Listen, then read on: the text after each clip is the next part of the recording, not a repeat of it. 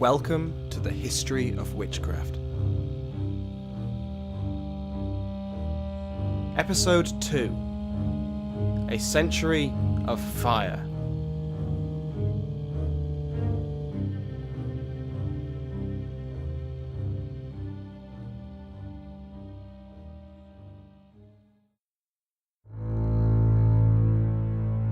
Do not fight against these harmful spells, for you do not know what God wants with them. You do not know the great divine plan behind it all. Martin Luther. Everywhere they are punishing witches, who are multiplying remarkably. Their outrages are terrible. Never before have people in Germany given themselves over to the devil so completely. They send many out of this world with their devilish arts, excite storms, and wreak terrible havoc among our countryfolk and other Christians. Nothing seems safe from their horrid wiles and power. Peter Canisius, after the 1573 persecutions. If anyone, forgetting his Christian faith, sets up a pact with the devil, or has anything to do with him, regardless of whether he has harmed anyone by magic, he should be condemned to death by fire. The 1572 criminal constitutions in electoral Saxony. Welcome back to the history of witchcraft. Last episode we took a look at the Malleus Maleficarum, the handbook intended for witch hunters everywhere, written by two Dominican friars and inquisitors, Henricus Instatoris and Jacobus Sprenger.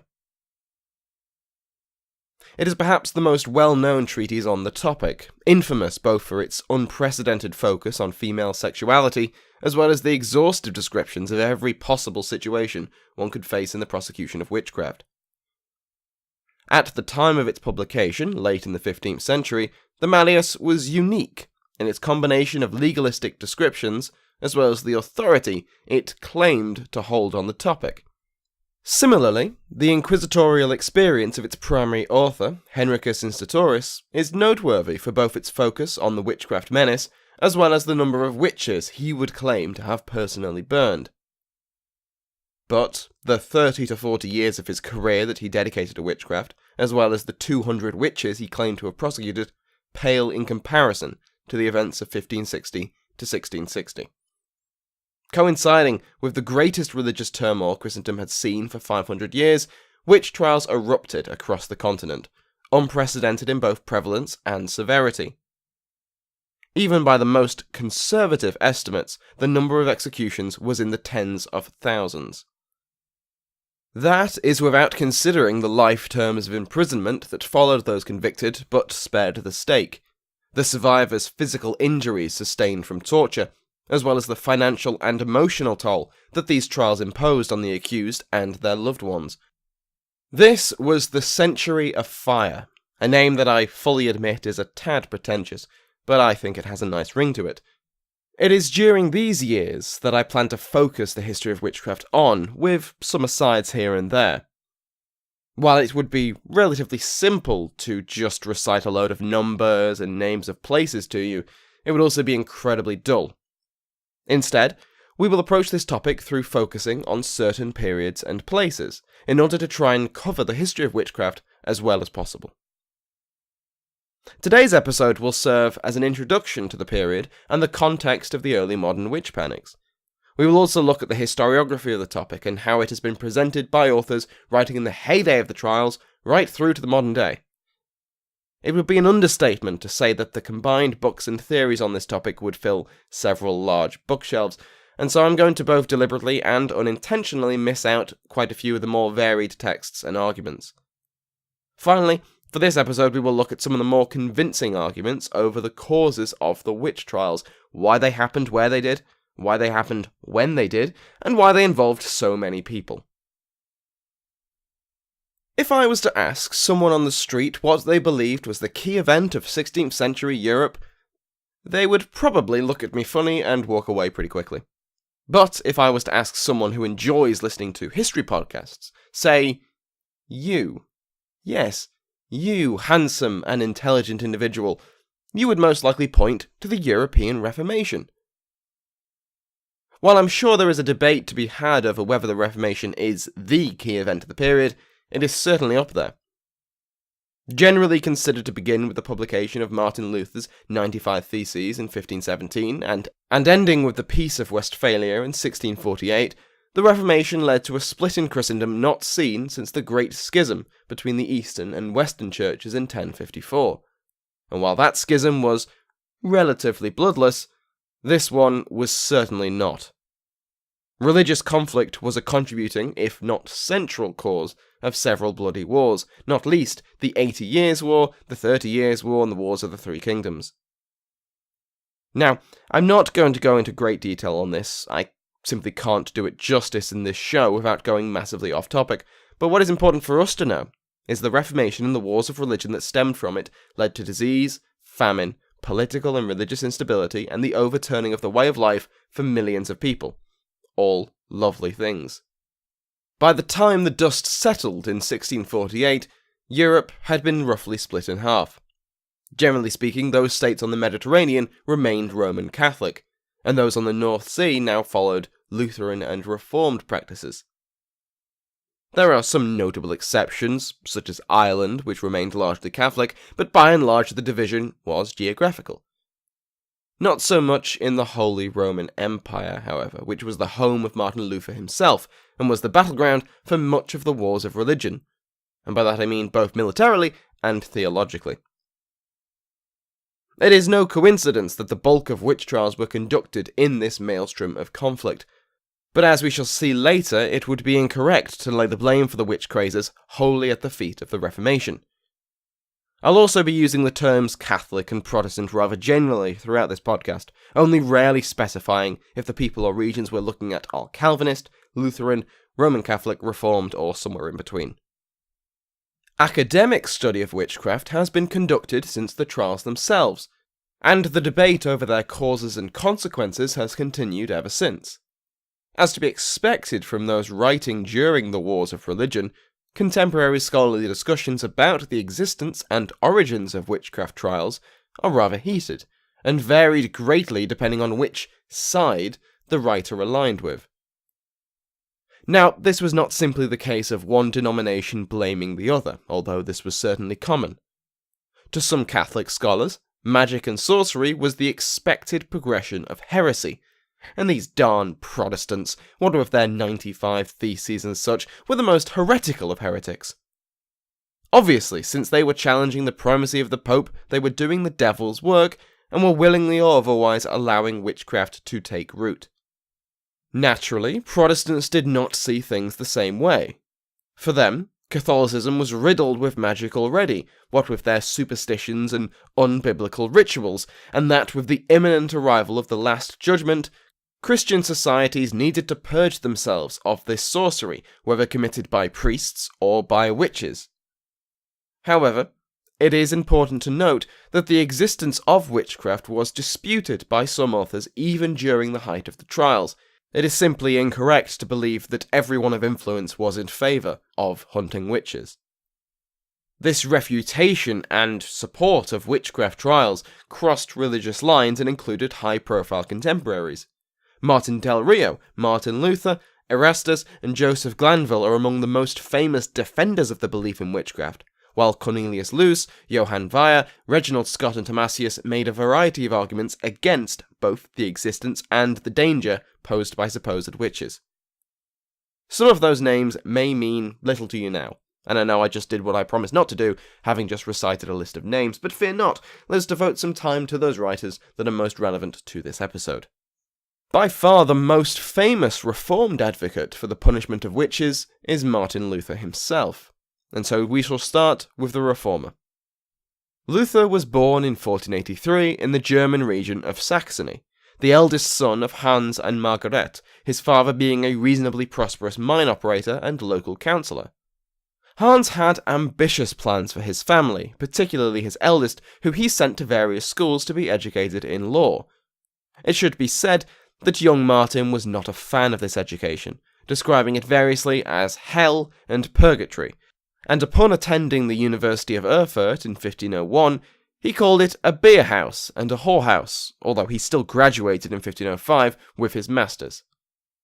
Luther then, at his father's urging, attended law school at Erfurt, but almost immediately disliked the uncertainty that law represented and dropped out. Instead, Luther turned to philosophy and theology, and in 1508, after being ordained a priest, was recruited to teach theology at Wittenberg. From there, it was only a hop, skip and a jump, by which I mean 9 years and continuous academic progression, till Martin Luther supposedly nailed his 95 theses to the All Saints' Church in Wittenberg, although this account has come under scrutiny as being a tad too poetic. Nevertheless, his theses were translated from Latin into German, and by 1519 his theses had spread across Christendom, and I realise I've said theses too often now, it sounds dirty. The Reformation had now begun. We will examine the Reformation in greater detail, but still far less detail than it deserves, later in the episode. For now, the importance for us is that Luther's personal reputation was such that by 1526 he was the guy to listen to preach, and among the many other things Luther railed about in his sermons was witches. For Luther, witches existed, and their powers extended to harming plants, animals, and people. In 1526, a sermon at Wittenberg by Luther made 5 calls to burn witches within 5 minutes, and Luther was later to write that, quote, "they do harm in manifold ways. Therefore they shall be killed," end quote, and that, quote, "I want to be the first to put fire to them," end quote. Luther held the same opinion of maleficium, harmful magic, as he did for so-called white magic, blessings, and magical medicine, as despite the possible benefits of the latter, neither were legitimized in the Bible, and so were superstitious and sinful. However, despite his belief that witches had power over the world through the intervention of the devil, there is a case to be made that Luther was opposed to the mass execution of witches. The historian Kai Lehmann argues that, had Protestant authorities followed Luther's teachings fully after the Reformer's death, mass persecutions of witches would not have happened in their territories. I know, at first it sounds bizarre. Luther sounds pretty unequivocal about the danger of witches and how much he'd love to have a bunch of mates around on the Samstag afternoon for a good burning. However, according to Lehmann, Luther's theology raised a number of barriers to the mass burnings that characterized the century after his death. Partly this was because the devil could not work without the permission of God, ergo, God had granted permission for witches to conduct their crimes. The quote attributed to Luther at the beginning of the episode illustrates part of his reasoning. God is omnipotent, and could prevent witches existing or having any power in the world at all, and yet he does not. Therefore, they are part of his divine plan. Additionally, Luther's belief in witchcraft had its limits. He believed wholeheartedly in the existence of the satanic pact, the whoredom with the devil, and the harmful nature of maleficium. However, the fourth aspect, taken for granted by some advocates of the witch trials, was disregarded by Luther, that of the witches' Sabbat. The idea that witches flew to meet and dance with the devil and their fellow witches was, at best, a deception by the devil, and Luther forbade his followers from believing in this aspect of witch belief. Lehmann argues that this dismissal of the idea of a conspiracy of witches would have made it impossible for the self-perpetuating nature of the witch panics to even occur. As we shall see, the witch panics in the Century of Fire were driven by forced denunciations, those convicted of witchcraft who were tortured or otherwise coerced until they admitted the names of those who had also taken part in the witches' Sabbat. These people would then be arrested and tortured into giving more names, and so the cycle continued. However, if the magistrates and officials in charge of the trials did not believe in the witches' Sabbat, they would have no reason to demand further names, and the trials would end. You might be thinking, isn't this all just theoretical? Did Luther put his words into practice? Well, my inquisitive listener, we do have examples of Luther taking a hands-on approach with accused witches. Aside from a burning of 4 witches in Wittenberg when Luther was not in the city, there are 2 cases where Luther showed significant restraint towards witches. The first was a student of Luther, Valerius Klockner, who came to the Reformer and confessed that he had made a pact with the devil.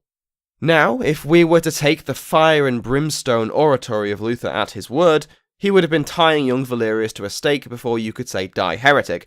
However, Instead of immediately rushing for the kindling, Luther explained the consequences of his act, and redeemed Valerius in the eyes of the Church. Now, this was a story that Luther was fond of telling, and there are a few possible reasons for his clemency. The first is that, as a student of Luther, he might have had affection for Valerius, and naturally did not want to see him burned at the stake. Another potential reason is that, as a young man, Valerius did not appear to match what many believed a witch to be, that is, an old, isolated crone. I can't find any specific mention of this, but it is also possible that Luther did not believe him, that he sat the boy down and said, "You haven't really made a demonic pact, now have you, Valerius? Because you know what would happen, don't you? Yes, you'd be burnt alive. Let's get a Bible in your hand and forget all about it." The other example of Luther calling for clemency was during a witch craze in Wittenberg in 1529. Luther was in attendance this time, and he preached for calm to his parishioners, saying, "I also admonish you not to believe that your misfortune and troubles are caused by witches." End quote. From all this, we certainly get the impression of a complicated man, who appears to be the most zealous of witch hunters at some points, but shows notable restraint at others. The second contemporary who wrote notable works on witchcraft is Martin del Rio, a Jesuit of Spanish descent. His life was a tumultuous one, split between Spain and the Low Countries. The Del Rio family held positions of power in the Spanish administration during the early years of the 80 Years' War, and Martin himself was the Vice-Chancellor of Brabant at one point. This changed after the replacement of the governor of the Spanish Netherlands led to a reorganization of the local politics. Del Rio then sought to join the Society of Jesus, better known as the Jesuits, expressing a sincere and truthful devotion to religious life.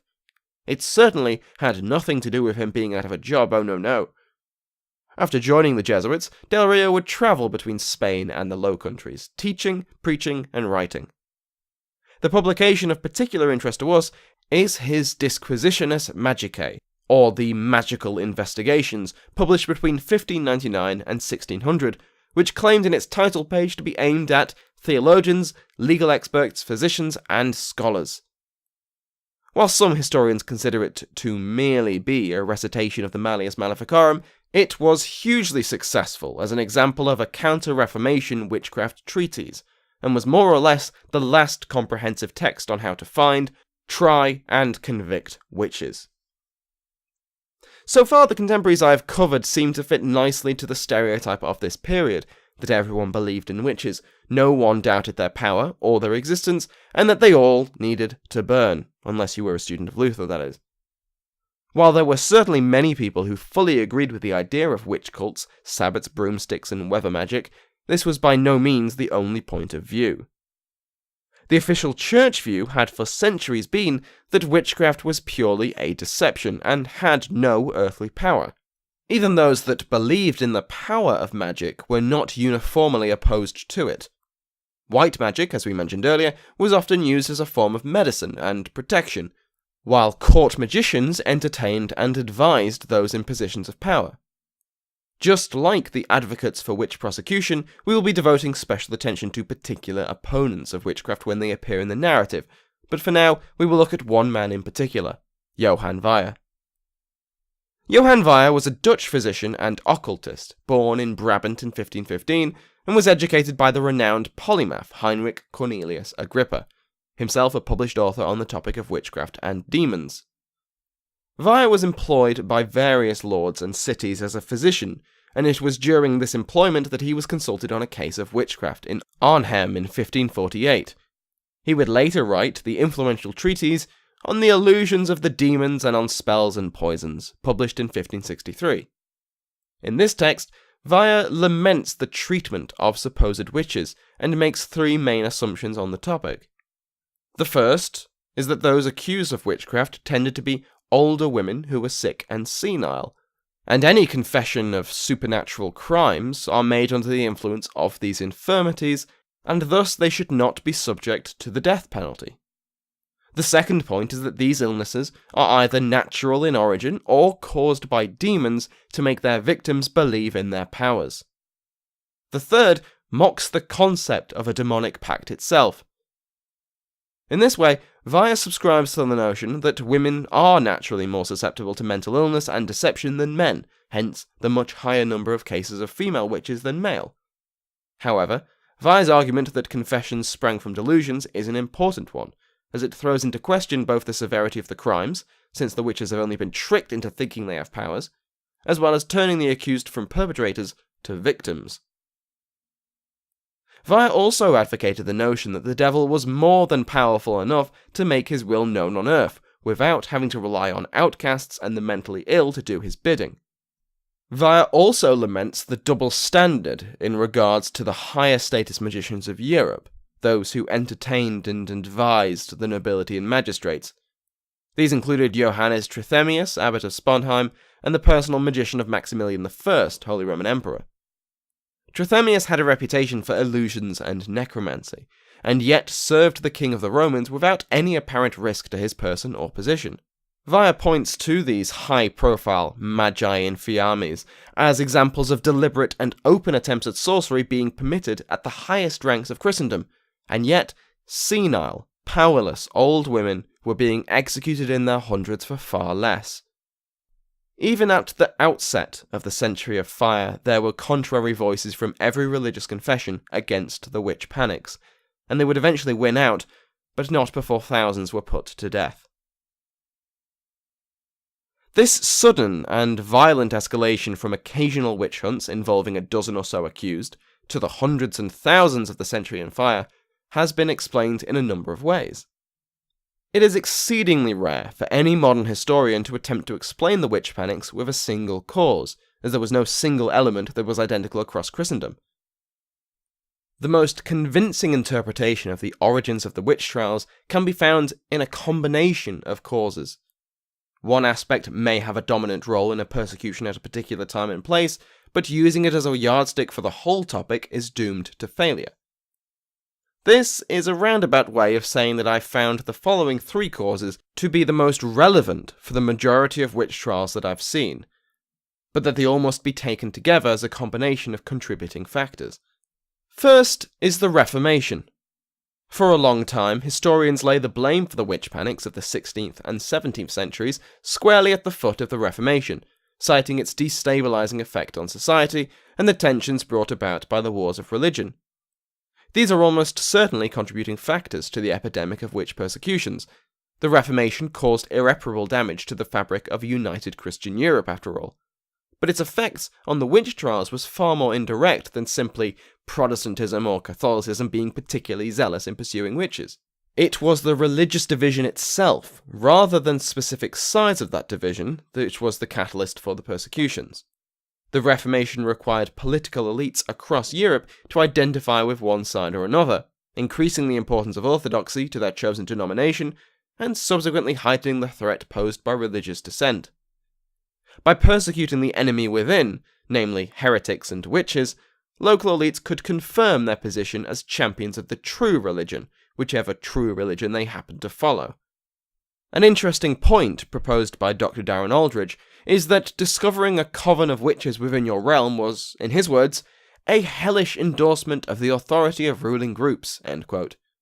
If your rule was being attacked by the enemy of mankind, you must be doing something right, and by prosecuting the devil's foot soldiers, you were doing God's work. Examples of this thinking can be seen on both sides of the divide. Nicolas Remy, a Catholic demonologist who worked alongside Del Rio, explained that witches had a special hatred of pious officials, but that these virtuous individuals have nothing to fear when combating the witch, as they will, quote, always have God as his champion and defender, end quote. In Protestant Scotland, the survival of James VI in the face of a witchcraft plot was seen as a vindication of both the man himself and his religious policies. The Reformation had the effect of a renewed Christianization of the European population. This isn't to say that there was a surviving population of pagans who had somehow resisted conversion for centuries, but rather that local traditions often contained holdovers from their pagan past. The early medieval church had co-opted pre-existing pagan traditions in order to convert the population, both Roman and barbarian. These methods often involved subverting and recycling those existing beliefs and traditions that were too entrenched to easily move. The annual festivals and feasts gained a Christian flavour, while magical places had saintly histories attached to allow for their continued use. In the subsequent centuries, new beliefs and superstitions arose across Europe. Some developed from these pagan holdovers, others completely new, but they were tolerated as parts of country life. No longer, not in this world of religious turmoil. Ghosts, fairies, prophetic visions, and other inexplicable events were reinterpreted to conform to the local orthodoxy, and those that could not be so reinterpreted were cast down as demonic. So here we have repeated denunciations of folk magic as diabolism, many of these denunciations leading to accusations of witchcraft.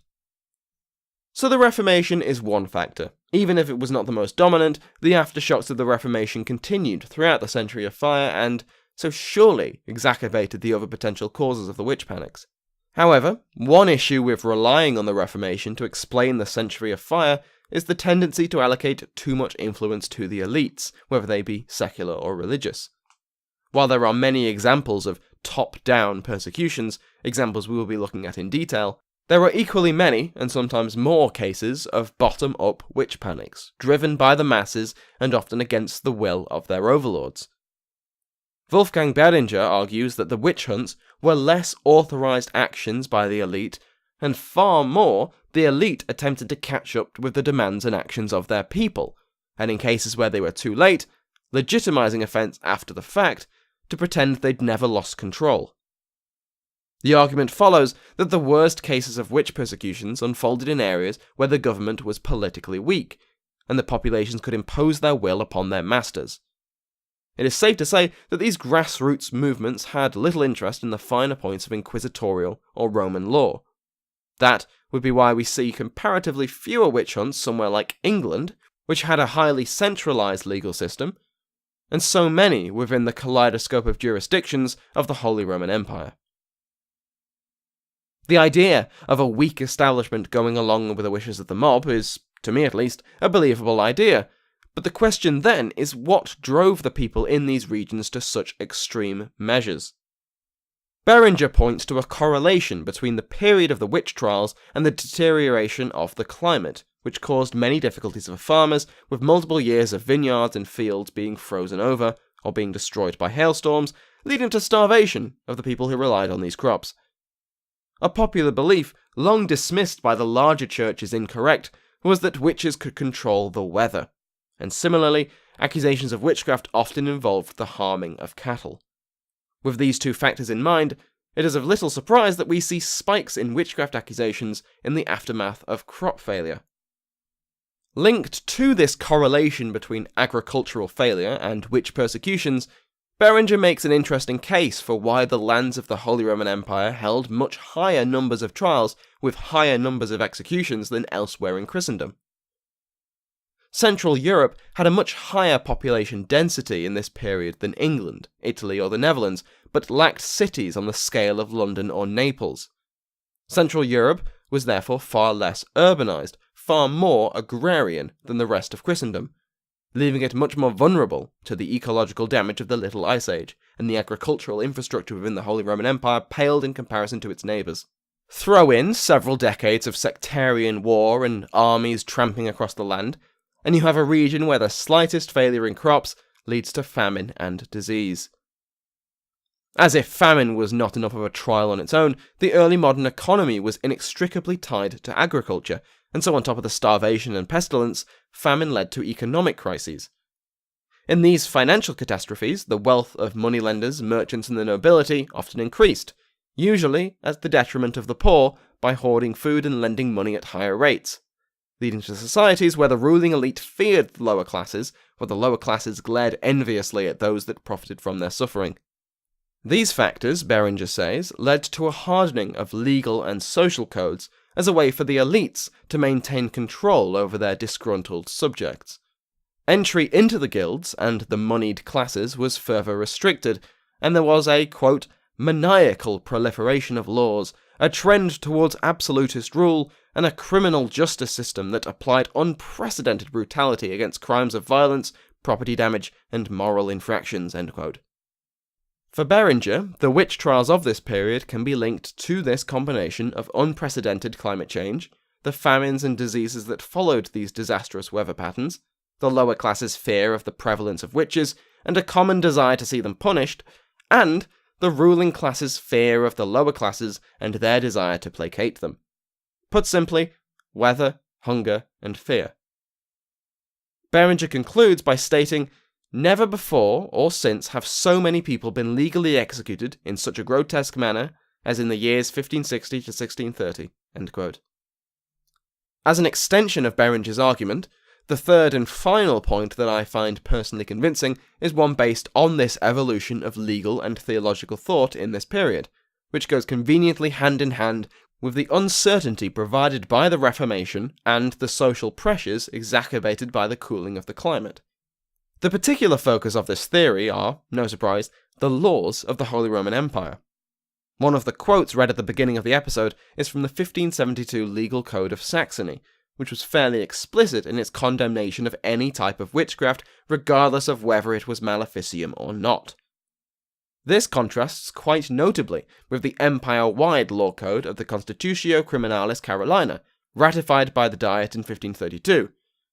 Article 109 deals specifically with witchcraft, and I quote, "When someone harms people or brings them trouble by witchcraft, one should punish him with death, and one should use the punishment of death by fire. When, however, someone uses witchcraft and yet does no harm with it, he should be punished otherwise, according to the custom of the case, and the judges should take counsel, as is described later regarding legal consultations." So, like the Saxon Code, the Carolina states that harmful magic is to be punished by burning, but unlike the Saxon law, the Carolina appears to be allowing for leniency in cases where witchcraft caused no harm, by making a Roman distinction between the types of magic. This might make sense when considering witchcraft as a purely secular crime, where attempting a crime can often be punished less severely than succeeding at it. But for many theologians and lawyers, witchcraft was not a secular crime at all. It was a crime against God. Whether the witch caused harm or not, or whether they truly had any power over the material world at all, they'd made a pact with the devil. Any event after this fact was irrelevant. The true crime was diabolism, of which all witches were guilty. Professor H.C. Middlefort makes the case that the development of the German witch panics had their basis in two particular elements. The first was the obsession among the ruling elite of the witches' Sabbat, the diabolic pact, and the witches' intercourse with the devil. The second was the equally gradual alteration of provincial laws within the empire to allow far greater freedom for magistrates to execute witches based solely on their relationship with the devil. The Carolina was, in its own way, self-defeating. Even by attempting to be somewhat rational in its approach to witchcraft, by distinguishing between harmful and harmless magic in the law, it undercut its own rationality by attempting to be thorough. The final line I quoted from Article 109 states that judges should take counsel as is described later regarding legal consultations, which seems all well and good. It is essentially telling judges that, if they come across a case that falls outside of their experience, instead of just winging it, they should seek out expert advice on the matter. Sounds very reasonable, very Roman. Except, where would these judges find the experts on witchcraft? Why, they would find them in the universities, which were brimming with theologians and lawyers who fully subscribed to the witch conspiracy. These men would come in, explain to the judge all the dangers posed by the witch, tell him of the witch's Sabbat, the demonic pact, and the nature of witch cults. If the judge was not already aware of these stereotypes, he surely would be now. Now, whether he believed them or acted on them is another matter, but this is Middlefort's explanation for the dissemination of these ideas among the judiciary of the empire. The legal system of the Holy Roman Empire allowed the advocates of widespread witch cults an unparalleled degree of influence over the dispensation of justice, and it was in this way that a single case of maleficium could rapidly become a witch panic involving dozens of executions. Middlefort compares the imperial legal system with their neighbours to the north in Scandinavia. When the testimony of convicted witches could not be used to implicate others, the trials remained small, but once these restrictions were removed, the trials escalated in size and severity.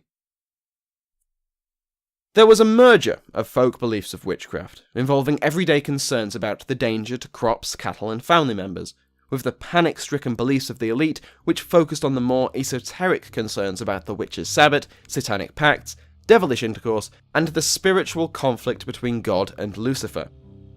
Your common or garden peasant from a small town on the outskirts of Trier was not interested in the theological ramifications of his accusation.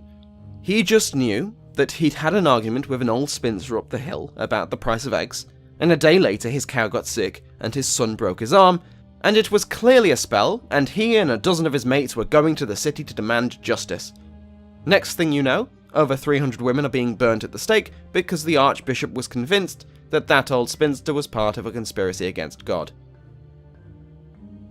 Now obviously no grand theory will encompass every witch trial in every region across a century or more, and there are also countless other arguments and case studies that lay the bulk of the blame for the witch trials at some other door that I haven't even touched on.